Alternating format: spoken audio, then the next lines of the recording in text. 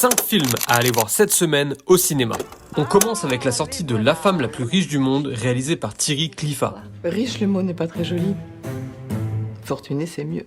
Un récit qui retrace, sans la nommer, l'histoire de Liliane Bettencourt, le portrait d'une femme entre pouvoir, solitude et illusion perdue. C'est qui ce photographe? Pierre-Alain Fantin. Le film suit l'ascension de la riche héritière à la tête d'un empire économique, une femme admirée mais enfermée dans sa propre image, qui tombe sous l'emprise d'un photographe sulfureux.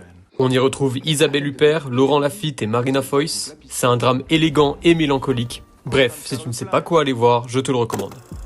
On continue cette semaine avec L'étranger de François Ozon. Une nouvelle adaptation du célèbre roman d'Albert Camus avec un regard contemporain.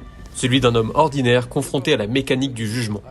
L'ambiance est tendue, la mise en scène est précise et le film a la particularité d'être en noir et blanc, ce qui n'est pas sans ajouter un certain charme.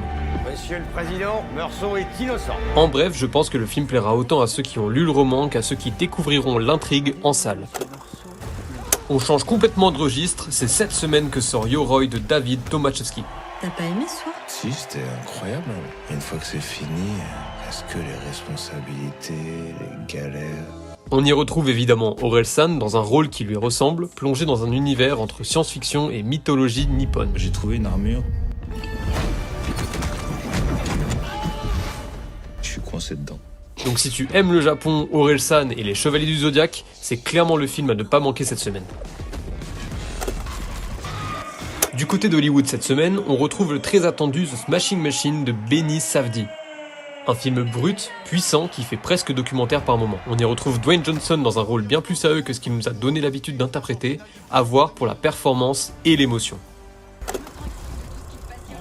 Et c'est aussi cette semaine que sort Regretting You de Josh Boone, une adaptation du roman de Colin Hoover qui explore la relation entre une mère et sa fille après un deuil tragique. Je veux juste partir. Alors on part. Dis-moi en com quel film tu vas découvrir cette semaine et abonne-toi si tu ne veux rater aucune pépite.